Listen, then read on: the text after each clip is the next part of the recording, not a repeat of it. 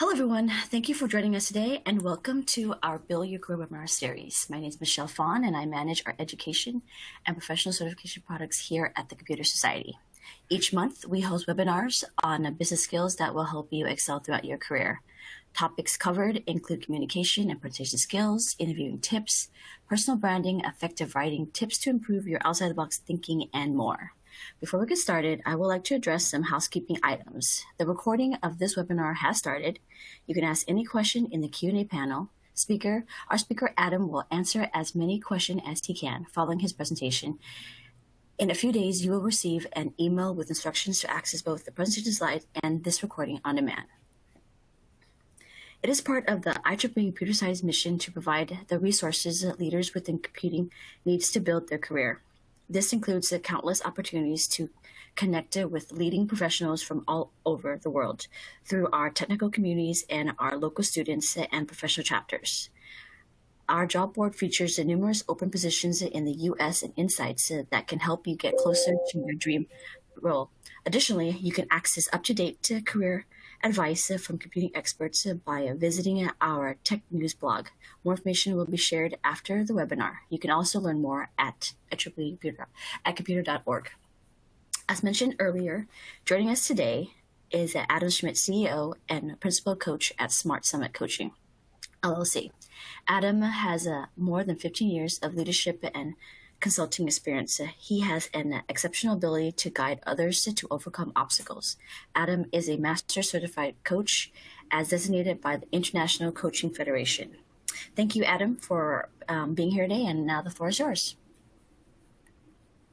Thank you so much, Michelle. I really appreciate it. And good morning, good afternoon, good evening, wherever this may find you today. I'm coming to you from a slightly snowy Detroit, Michigan, here in the United States. It is brisk out. I had to bundle up my young 5-year-old in hats and mittens as she was out the door today. So hope this finds you warm and comfortable wherever you are. And we'll talk a little bit today about managing up.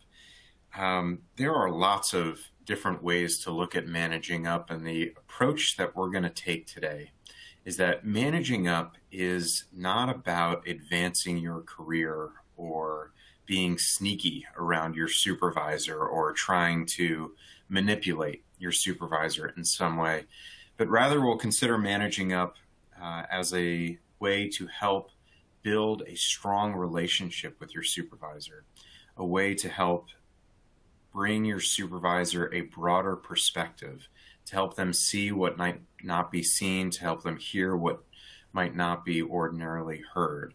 And we'll talk about what that is, what that isn't, a couple of pitfalls to avoid, and then, of course, as always, I'll leave you with a few tools that I hope you can put to work pretty quickly. This isn't something that you'll have to wait 6 or 12 months to implement, but we hope that as soon as next week you can put some of these tools to use and begin managing up more effectively in your professional space. So for those of you joined me before, you know that we usually start these with a little bit of a poll, which helps me tailor some of my comments for today before we do questions. So I'll put that poll up now. What stage in your career are you currently in? It just kind of helps me know when we say managing up, who are we talking about today? Are you a manager in the C-suite? Are you a supervisor? What stage of your career are you in? Maybe you're still in school, self-employed, retired.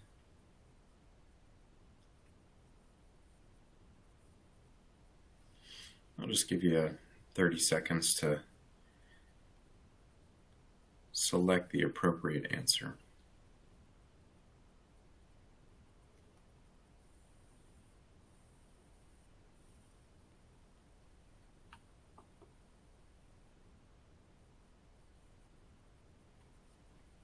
And just another 10 seconds.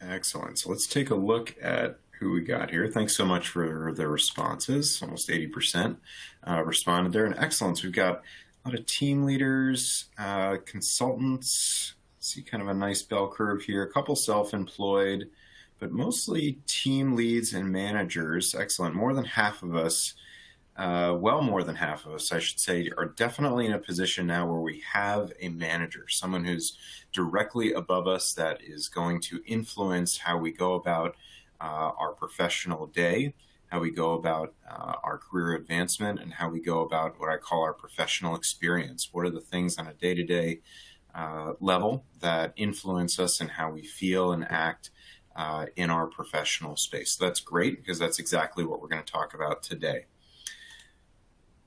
So in today's discussion, we'll have three primary parts. We're going to talk about our mindset around managing up, what it is and what it isn't, just to kind of level set. I started that conversation just a moment ago. We'll talk about the impact of managing up. What role does it play in our professional space? Is it something that we need to do? Is it kind of a, if I can? Is it in my free time? Is it something I should be intentional about? And then finally, execution. What does it look like to actually manage up?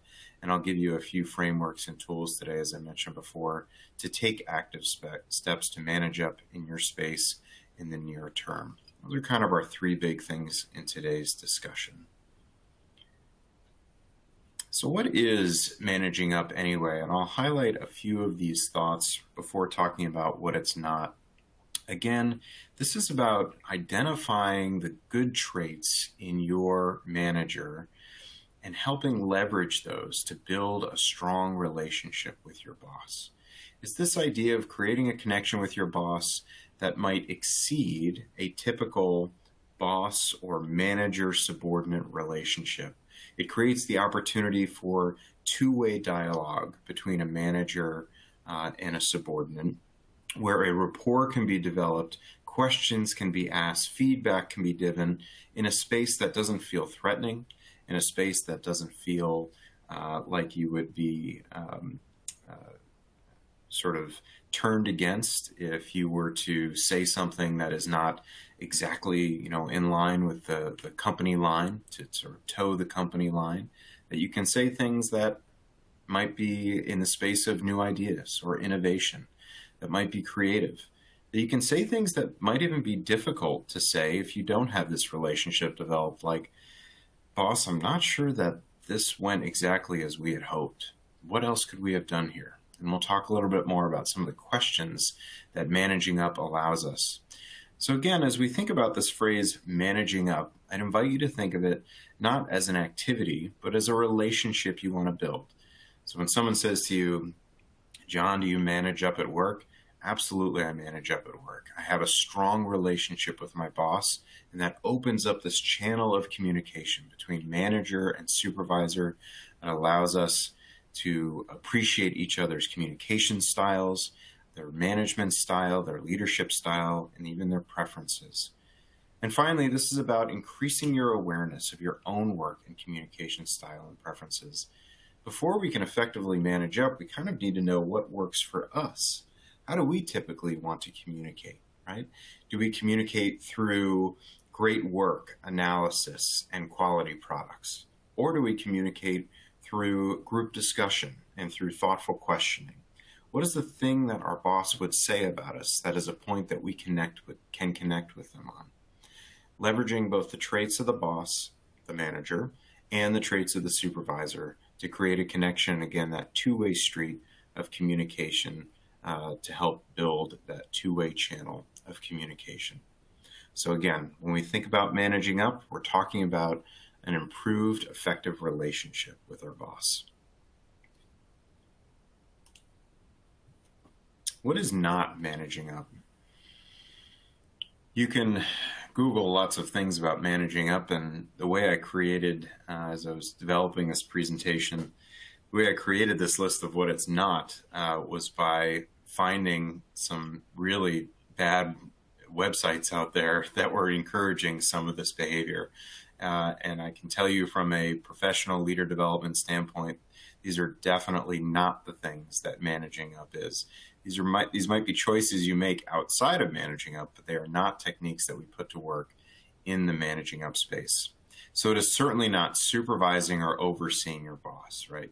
It's not trying to fix your boss. It's not, oh, I really think that you ought to do it this way, or I really think that, based on my conversation with the CEO who is above you, Miss Manager, you should do this. We don't want to go above our boss's head to have our voice heard. Well, I talked to the CEO and they said they could that I could do this. That is not managing up, right? Evaluating or judging your boss's management or leadership style. We're going to talk about a distinction here. This isn't about going to your boss and giving them feedback on their particular management style. We might not be well positioned to do that. But a big part of managing up is appreciating the leadership style that your boss does have. And one of the frameworks I'll offer later talks more in detail about how to do that and some of the words and lexicon we can use around assessing our boss's management style. It's not about changing or developing your boss into a better manager or leader. My guess is all of us would say that's not really a part of our job description anyway, right? It's not our job to develop our boss here in managing up. This is about a relationship that we want to build with our supervisor so we can have an effective two-way street of communication.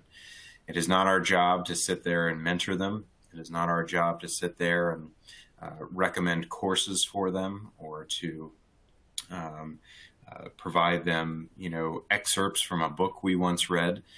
That might be done in a separate environment. It might be done if a boss invites that type of feedback or a supervisor even directly asks for a type of feedback. If you have a certain expertise or maybe you attended, say, a leader development course and they asked for, tips and tricks that you might have learned. But in the spirit of managing up, this is not the space where we are developing our boss. And again, managing up is not about challenging decisions, right? Good managing up doesn't look like, well, Jane, I just don't think this is the way we should do this. I disagree completely. That is not managing up, right? Managing up is about a thoughtful communication about your concerns, understanding where your boss's style and thoughts come from, and then taking action from there. So a silly Dilbert cartoon here, just to highlight a couple of these points. Your project is 3 weeks behind schedule. That's the exact amount of time I was waiting for you to answer my questions. You need to manage me better. Okay, you're fired, right? So this is not managing up, as Dilbert highlights there for us. So what's the big deal here? If we do this managing up thing right, develop this effective relationship, this open communication, what's so great about it? What happens? We create a strong relationship with our supervisor that allows us each to have our work needs met and encourages each person to learn and grow. This means we create a fertile environment, right, for not only ourselves to develop, but others around us can see how effective it is to have a positive, strong relationship with our supervisor. You get the benefit of being able to show your peers that the manager is open to this type of relationship, and your manager gets credit as a leader for being open to having strong two-way communication with their subordinates. When done effectively, managing up makes your manager's job easier as well as their day-to-day. I mentioned before, and we'll talk about this more in a few slides, that one of the big activities associated with managing up is helping them have a bigger picture, broadening their perspective. One of the phrases we use in the coach space here is helping our manager up onto the balcony. Maybe you've been to a venue for, say, a wedding or a party or something like that, where there's a dance floor and above the dance floor is a balcony. And if you can envision that in your mind, if we have a manager who's constantly on that dance floor, part of managing up is helping get our boss up off the dance floor, our manager up off the dance floor and onto the balcony so they can see the entire venue. They can see the whole chessboard, whatever analogy feels best for you. We can actually make their job easier by saying, look what I see over here. The distinction I want to make here today is that this isn't about telling on other people, right? Managing up isn't, hey, just so you know, I saw John leaving early again, right? This is not the perspective we want to bring. All right, this goes back to first and second grade for those here in the U.S., or primary school for those in Europe. This idea of tattletaling, right? This is not managing up.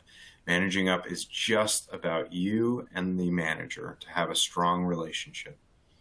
Adapting and aligning the work styles of you and your boss to form a productive working relationship is another byproduct of a strong managing up relationship.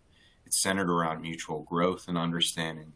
The manager knows that because of your effective feedback, they'll be able to grow, and the manager understands that because of the opportunities they're affording you in this strong relationship, you'll see what it's like to be manager. You'll appreciate the concerns that they have on a day-to-day basis, the challenges that they face as a manager, because you're given a little bit more insight, sort of peek around the corner or just over the top of what's it like over there on the management side, whatever level that might be at. Finally, work and productivity and career development. And notice that I've intentionally put career development at the very bottom of this slide as kind of an added bonus. I want to make sure I leave this webinar today sending a message to all of you that career development is potentially a byproduct of managing up, but it is not the intent, right? This isn't a message here about being sort of tricky or less than integrity filled when we approach our boss. It's not an opportunity to lift ourselves up and put others down. It's an opportunity to show what a mature professional we are, that we're ready to be in support of our manager in this very unique way, in a way that not all of your peers may be ready to do. So again, just to summarize here, what happens if we do this right? We have a strong relationship with our supervisor. We make our manager's job easier by helping them come up onto that balcony. And then finally, we're creating a more productive work relationship centered around mutual growth and understanding. Let's talk about a few tools that can make this work. We know that having this healthy and positive relationship makes your boss's life a little bit easier, also makes your life easier too, right? We can appreciate that if we have a little bit of insight to what our manager is most concerned around, we can predict their moves, we can appreciate the things that will be most important to them, we can help them defend against any sort of ulterior motives that may arise in the professional space. But managers don't always make this easy on us, right? They can be somewhat protective of their space.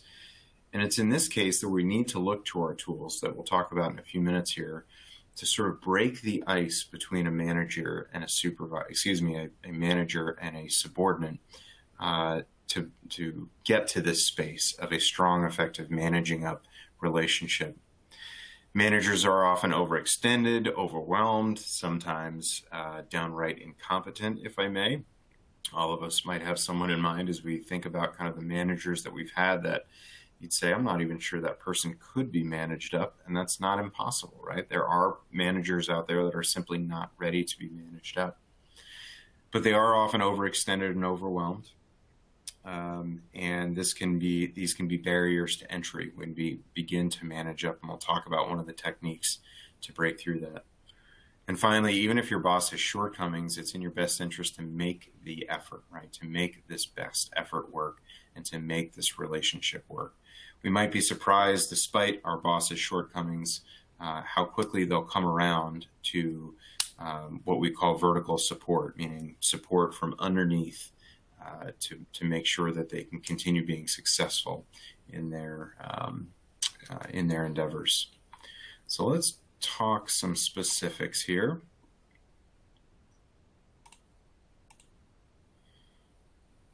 We'll go through each one of these on a separate slide just to kind of build out what they are.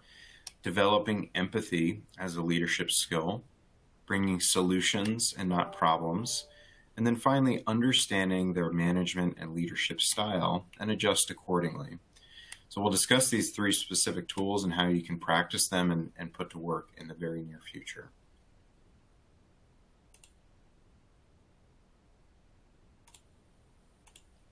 First up, developing empathy. We want to make a distinction today between sympathy and empathy. And there's a wonderful book called Atlas of the Heart by Brené Brown, who discusses the large distinction between sympathy and empathy. And I want to do that first before we talk about kind of how we can do that with our boss. Sympathy is when we are extending sorrow for someone. We're extending feelings of sorrow for perhaps a loss that they've had, right? Empathy, as a distinction from sympathy, is when we are able to put ourselves in someone else's shoes and appreciate the context from which they are trying to operate. So we begin to think about not going to our boss and saying things like, I know how hard this job is for you. I really sympathize with what you're going through. Sympathy is not the appropriate road for developing a strong managing up relationship. Empathy is the correct road. And so it may be difficult to imagine feeling empathy for your boss, but like everyone else, they are human. In fact, many of you on this call might be somewhere in the leadership chain, right? You might be a manager yourself. And my guess is that you would argue, yes, I'm absolutely human and I make mistakes all the time, right? So we can try to view the world from their shoes and empathize with the stress and constraints that they face. So how do we do that? A simple reflection and series of questions are a great way to begin opening up and empathizing, not sympathizing, but empathizing with our manager. I mentioned before those managers who might be overextended, overworked, seemingly closed off to a managing up approach. Here are a few questions that we might ask them when we go through, when we have an opportunity to engage with our manager. What are they worried about? What's overwhelming them right now? What could they use help with? How do your goals support theirs? What else can I help with? There are many, many others, but I'd like to draw your attention to how these questions are framed. First and foremost, they all use what or how as an opening question. Some of you who attended the program management discussion or the emotional intelligence discussion might remember how I often remind the audience here at IEEE that using open questions is a huge key to connecting with others. The distinction here is that none of these questions start with words like is or does. For example, is there anything else I can help with? Closes our boss or pushes our boss into a corner, our manager into a corner, and they have to say yes or no. Is that overwhelming you right now? It's a very difficult position to put a manager in. I'm not sure if I should tell my subordinate if I feel overwhelmed or not. But what's overwhelming me right now can be a very helpful question, a much more effective question. So we use open phrasing like what and how. We start our questions using what and how so that we give our manager much more space to explore, much more space to open up. This isn't trickery. This is simply developing effective communication with your manager so that you can understand more about what their experience is, so that you can empathize with them. This is the best way to start with a manager who might be struggling with the idea of being managed from, again, that vertical management perspective. Try using these one-on-ones or feedback slot to pose these questions. So you might have the opportunity to get feedback from your boss, and there could be opportunities where they say something like, do you have any questions for me? This might be the opportunity to say, what do you think you're most worried about right now? What are some of the biggest challenges on your plate? This shows your boss, your manager, that you are ready to open this two-way dialogue, that you're ready to begin to appreciate more about where they are coming from so that you can empathize with the stress and constraints that they might face.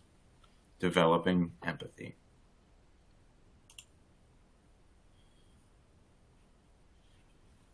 The second framework that I'll offer today is a mindset, this idea of talking solutions, not problems.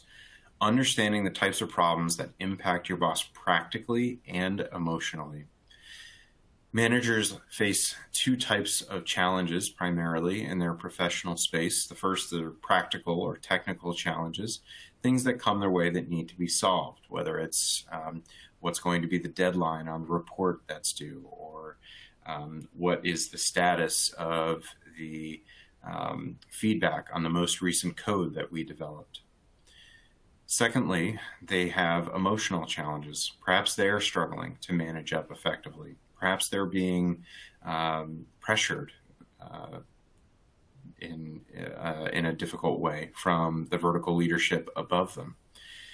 If we appreciate the context and the problems that our boss has, it's easier to bring them solutions that are more readily applicable to the situation, right?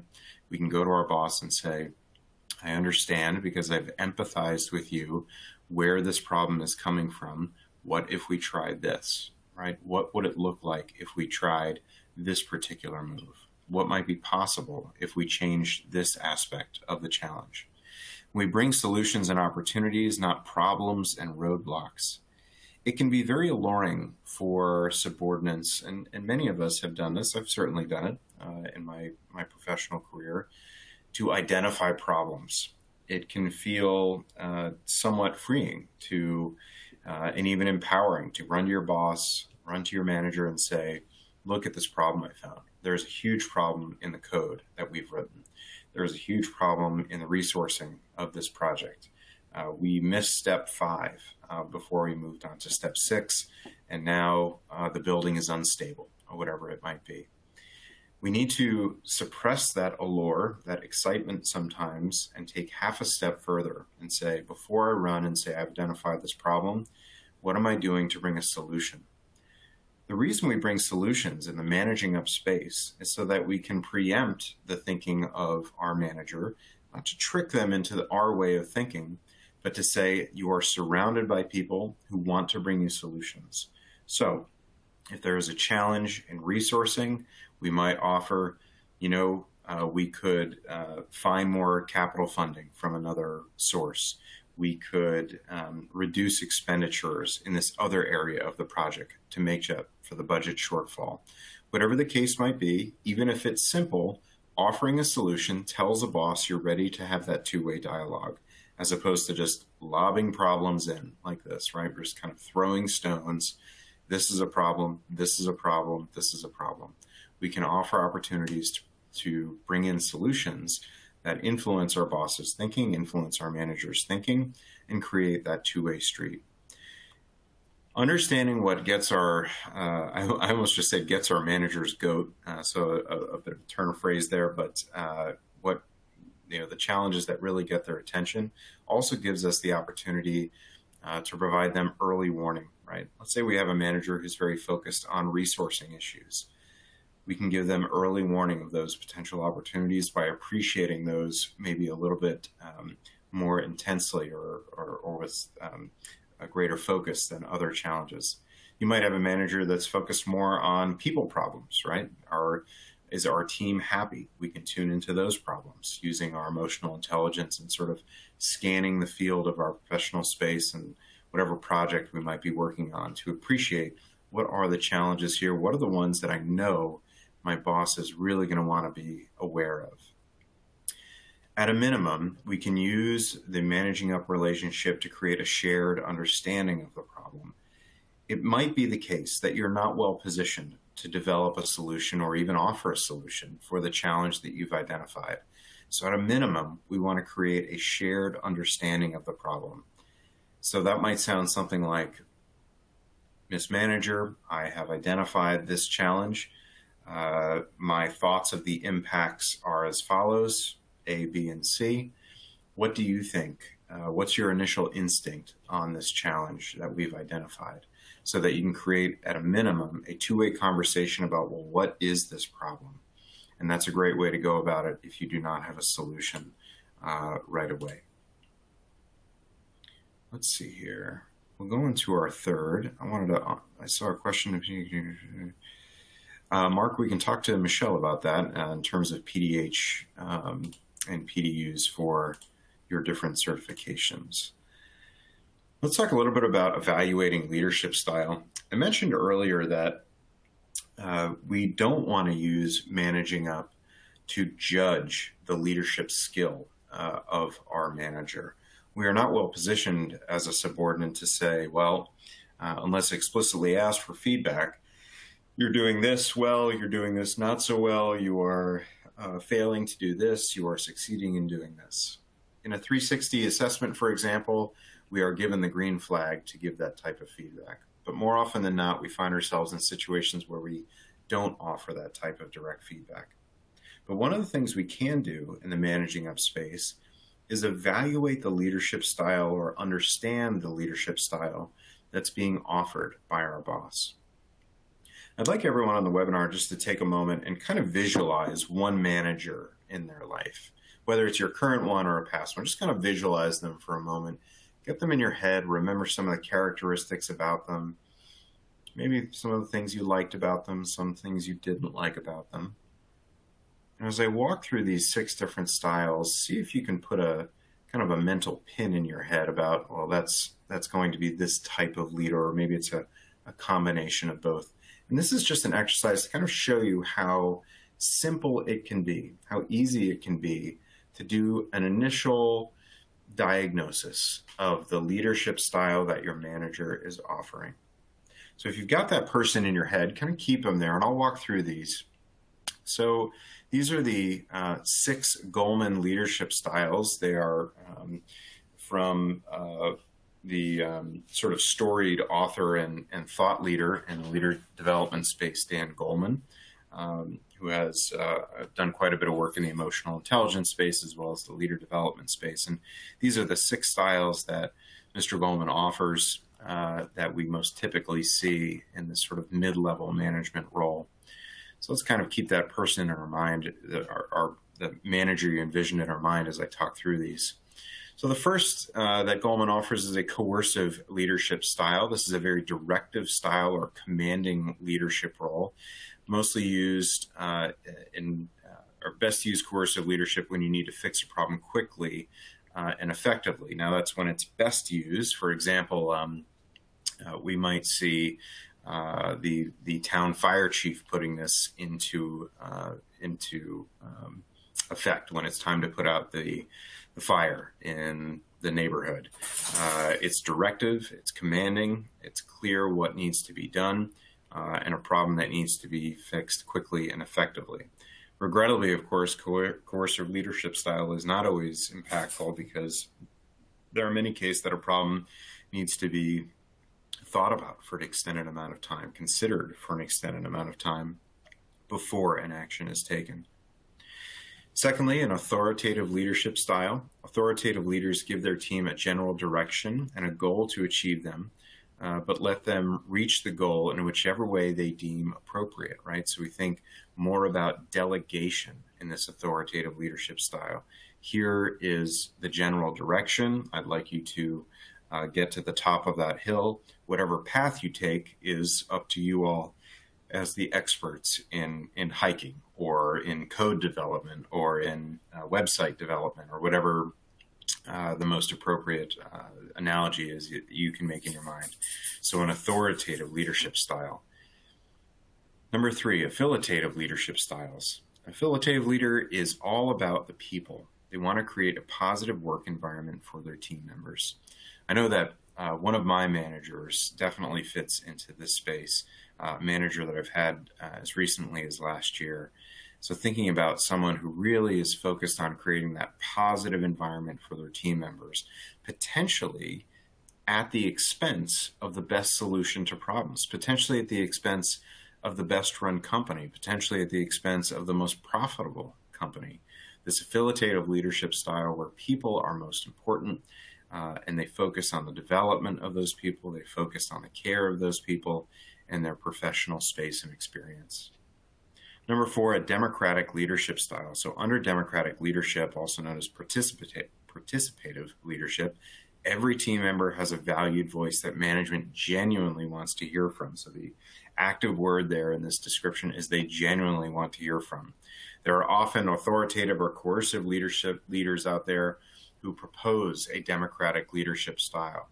let's hear what everyone has to say around the table, but at the end of the day, I'm going to do what I want to do, and I'm relatively uninterested in what everyone has to say. But they sort of read in a leader development book at some point that, well, if I ask people what they think, then they'll think they're sort of part of a democratic leadership style here. But we quickly know the difference, right? As those participating in meetings like that, as those who show up in those subordinate roles, we can quickly tell what's actually happening.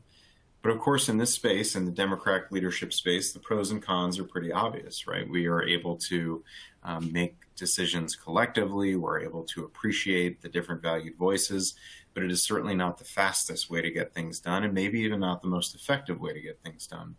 Oftentimes, I work with a lot of leaders who over-rotate in this space. They want to put out such a democratic leadership style that we're seeing encouraged more and more in the corporate space, that they're actually unable to make decisions. They're sort of frozen with options for fear that they might insult someone, for fear that they might give someone the feeling that their idea was not honored, for giving someone the feeling that their idea was not as smart as someone else's idea. And so a confidence needs to come along with that democratic leadership style. Pace-setting leadership style, the fifth in Dan Goleman's list here. If you're a pace-setting leader, you walk the walk and talk the talk daily. So if we think about leaders in our mind's eye, we would think about a pace-setting leader as someone who's sort of in the circle. Think of a ring around the rosy circle, right? All holding hands, doing everything together as a team. And they set the example on a day-to-day basis by, again, walking the walk and talking the talk. This type of leader provides a significant opportunity to create a really great managing up relationship with, because they are really putting themselves in the seat of the subordinate. They are willing to be and actively put themselves in that supervisor that subordinate role mindset, to hear and appreciate what's going on sort of on the ground floor of their organization. And finally, a coaching leadership style, a leadership style that frankly wasn't even really articulated as recently as 5 or 6 years ago. But much like its name suggests, coaching leaders focus on personal development of their team members, right? So they're really focused on this idea of, how do I lift Adam up? How do I lift Michelle up, continue to develop her into the next me, into this next management style? And in particular, to do so with a coach approach, which has to do with a lot of asking questions, helping your subordinates explore their likes and dislikes about their job, helping them explore what their passion is, helping them appreciate what their mission in life is. This coach approach, where we are on the opposite end of the spectrum from coercive and authoritative leadership styles, is one that's very much in tune with managing up. So as we look at these 6 layers that offer that, the first is the most difficult type to manage up with. The latter, the 6th, is likely the easiest to develop a managing up relationship with. So if you can kind of put in your mind's eye that person I asked you to envision before, where are they on this spectrum? How can I engage with this person? This helps us gauge, what's it going to take for me to effectively manage up with my supervisor. Are they coercive? Are they authoritative? Are they more pace-setting and democratic? Or do they have a coaching leadership style where there is immediately a two-way open conversation about development, care, and sort of appreciating where the other one is coming from? So these are the 6 Goleman styles of leadership. And again, we are not assessing how our boss is doing as a leader. We can do that privately, maybe at happy hour. We can share our thoughts on how they're doing as a leader. But this is about, I appreciate what type of leader my boss is. For the purposes of this webinar too, I should say that I like that Goleman lays these out as a bit of a spectrum and through the lens of managing up. It's why I chose this particular model. As I'm sure almost all of you know on the phone, there are many, many, many different styles of leadership. You can Google hundreds of them in a moment's notice. Whatever spectrum or framework you use to assess to appreciate where your leader stands or your manager stands is absolutely fine. This is just one way to begin building language around, I think I'm beginning to understand how my manager operates. And if I understand how they operate in their leadership style, that allows me to better make better decisions about how do I approach them for managing up effort.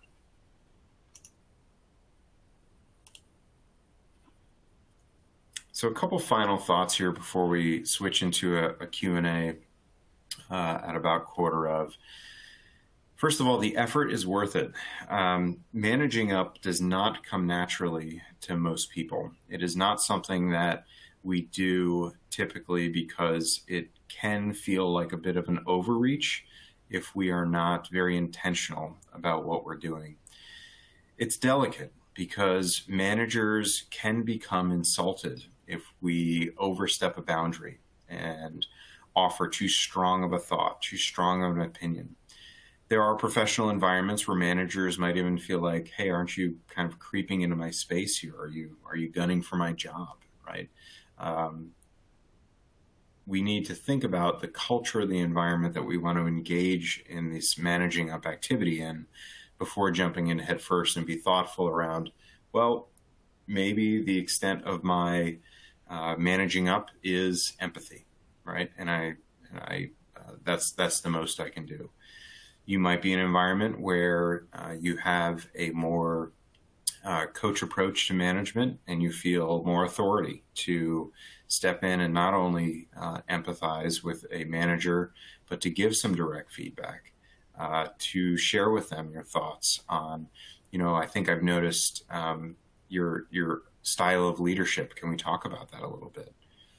So this effort is worth it, but it needs to be done with intention and thoughtfulness to make sure we don't cross a line into an inappropriate commentary or an inappropriate relationship with our manager. So it fosters strong relationships and enhances communication, as we've talked about. It allows you to learn and take on new job tasks, right? So this opportunity to say, now I see more of the chessboard because I've opened up this relationship. I'm with my manager on the balcony now, and I can see what's coming. And because of that, I have new job tasks to take on. I have the opportunity to really be an effective subordinate here by appreciating what my manager is going through. It, of course, encourages you to take control of your job and career goals. So this gives us a chance to potentially find a mentor that we didn't know we had. It gives us the opportunity to think about, is this the type of professional environment I want to continue to grow in based off of what I'm hearing from my managers? And then finally, as we mentioned before, this effort, this managing up conversation and relationship that you can develop with a manager provides an example to your coworkers about the type of culture that you work in, about the type of manager that your manager is, about the type of employee that you are, that you're excited about the opportunities that exist in your organization. So the effort is absolutely worth it to create this managing up relationship. We've got just about 15 minutes left, which is right on time for our usual webinars for questions. And I'm more than happy to entertain any level of question that you might have. I'll open up my Q&A here, whether they be strategic in nature, tactical in nature, about something tangential to managing up. I'm open to any questions that you might have.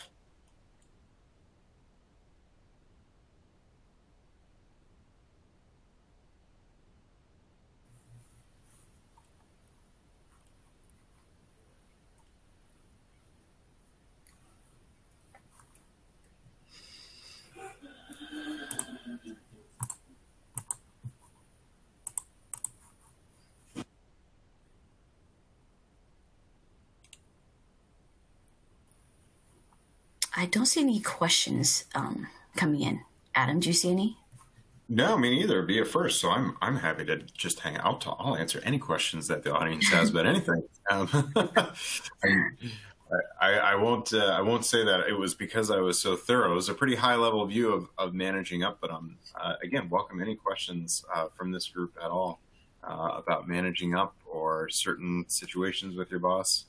Um, Yeah, for sure, Yang. So, as we think about it, tactical advice for how to put it into practice. So, let's revisit this idea of empathy. I would say in your next opportunity with your manager, think about what is one question. You don't need to have a whole list, but just what's one great question that you could ask your manager that would send a signal that says, I appreciate your role and the challenges that surround you, and I want to understand more about that role. So, Yang, I would say it might sound something like, what are some of the biggest challenges that you're facing right now? Or what are you feeling the most pressure on to produce on? It can just be one question, Yang, to kind of think about how do I begin to show this manager that I would like to open a two-way channel of communication. Questions are great because they are not assessments or judgments because we start them with what or how. Uh, by the way, I'll make a slight tangent there and make sure that we don't want to use why. So why is a very judgmental question, right? For example, I had to ask my 5-year-old today, like, why do you have your rain boots on when it's a sunny day out, right? It's passing judgment on her decision to put rain boots on. Same idea uh, for a manager, right? So the distinction I'm making is what did you consider when making this decision versus why did you make that decision, right? Those sound different, but they come from the same place of curiosity. So Yang, to put into practice, I'd focus on the empathy element first. Pick just one question that you want to ask your manager next time to understand a little bit more. Let's see here. We've got a few rolling in here. I'll try to keep up with them now. I have a new manager. This seems like it might be an opportunity to start a new dialogue. Absolutely, Lee. In fact, it depends on how new the manager is too, but you will have the opportunity, Lee, to kind of set a standard here and say, this is the type of subordinate I am, one that is ready to have an open dialogue with you about what's going on in the organization. That doesn't mean I don't know my role. That doesn't mean I don't appreciate that you're my boss, but I am creative, resourceful, and whole as a human being. I can offer what I see, offer what I hear, share what I feel, and have a two-way dialogue with you as a manager. So, Lee, I wouldn't hesitate. No reason to say, oh, well, let me give him, him or her 6 months before I jump in with this approach. So, Pablo, how to better approach and manage up with a coercive leader? I think there's an opportunity there, Pablo, to make sure that to invite the leader to appreciate the style that they have. And you can do that in a couple ways. One is by sharing your experience, right? And that's true and real for you, Pablo. So we can say something like, if it's okay, if it's okay with you, I'd like to share a little bit about some of the team's perceptions or my perceptions of how the dynamic is working between manager and supervisor in this space, right? We can think about it, Pablo, as needing to be slightly more aggressive. Sometimes you are maybe you're working on something on the workbench and that nail won't go in with a small hammer, so you have to reach for a slightly bigger hammer. And what I'm saying here is being a little more direct with that manager about, hey, look, I want to have a dialogue here. This management style of coercion, to your point, Pablo, does require a little bit bigger of a hammer. I have to go in and be very direct and say, this is what I see and feel, and I'd like to kind of open a dialogue about that with you. Grant asks, any suggestions for managing someone who is resistant towards managing up? Yeah, Grant. So this is, managing up takes two to tango. Not all managers are up for it. I think the best you can do, Grant, in that situation, and maybe I should say, I know the best that you can do in that situation might just to be lean in as far to managing up as they will allow you, it's typically because the manager fears being managed from below. They're not ready for that concept yet, or they're not appreciative that the subordinates below them, again, are creative, resourceful, and whole people ready to share what they hear and feel and see within an organization. So go as far as you can with them. Wait to see if you get a response and see if you can lean in a little bit further over time. Not all managers are ready to sit down and kind of hear it from their subordinate, as it were, in managing up. So take your time with it. Be patient with the leader. Do as much as you can. Maybe experiment with a couple very high-level questions from that empathy space that we talked about. Kind of explore what that might look like, and lean into them.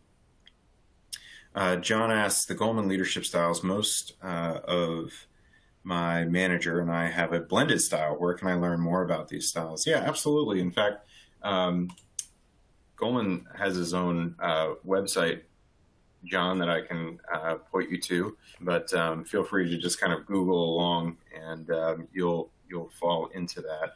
I believe he has a site called Leadership Ahoy, and if I can chat to the group here, I'll just put it in since we have a couple extra minutes today. Here's the attendee chat. There you go. So there's a little bit more on those 6 leadership styles. John, I hope that's helpful. Excellent. And just catching up with a few in the chat here. Excellent. Perfect. All right. And I'll go back to the Q&A.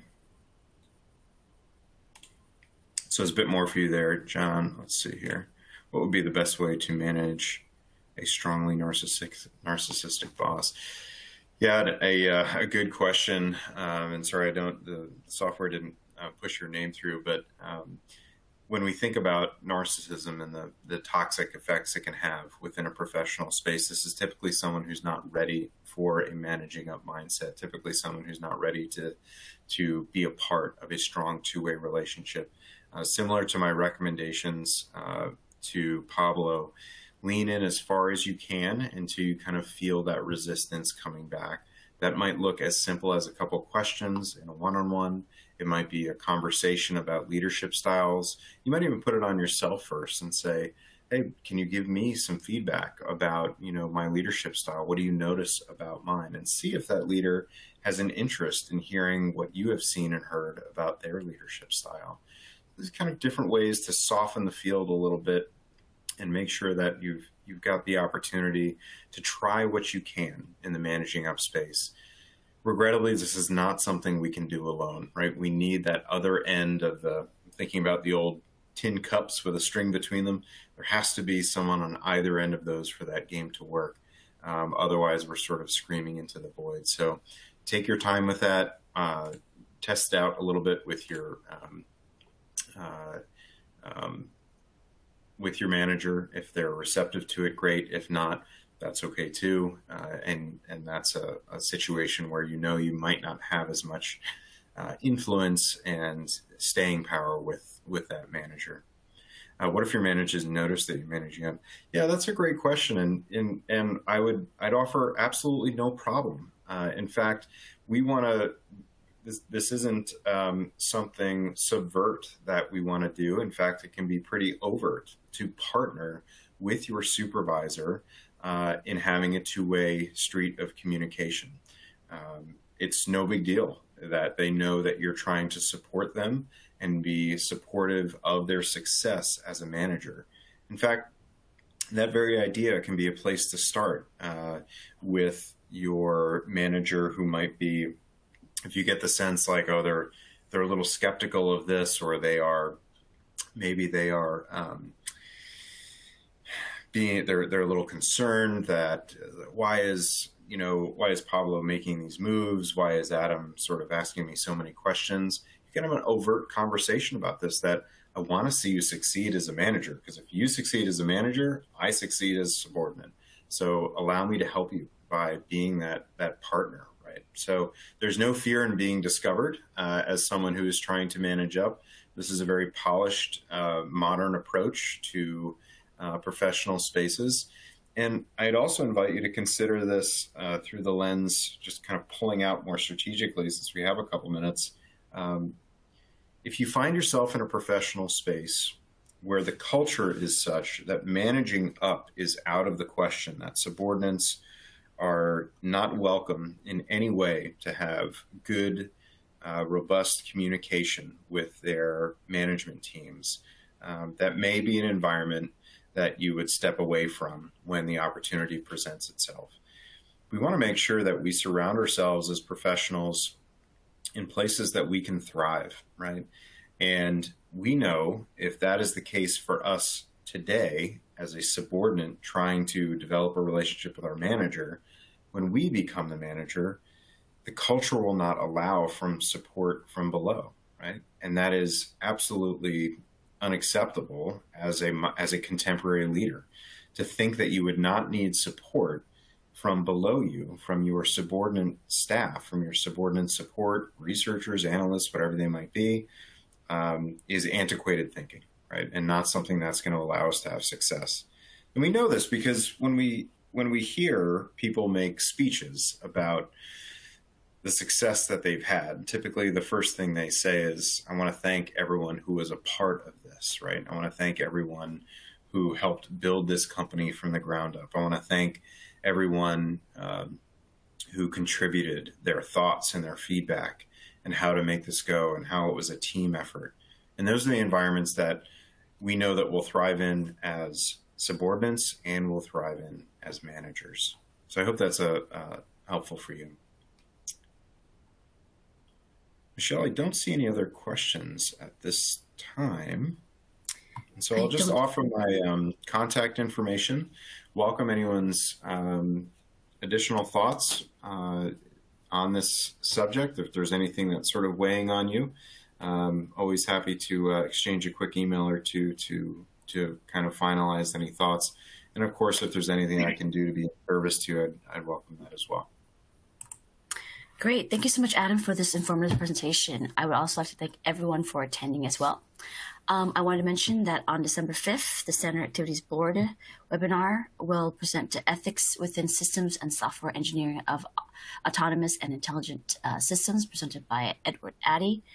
The next Build Your Career webinar series will be held on December 7th on conversations with senior management, which will be presented by Roger Granis. Registration for these upcoming events are now available.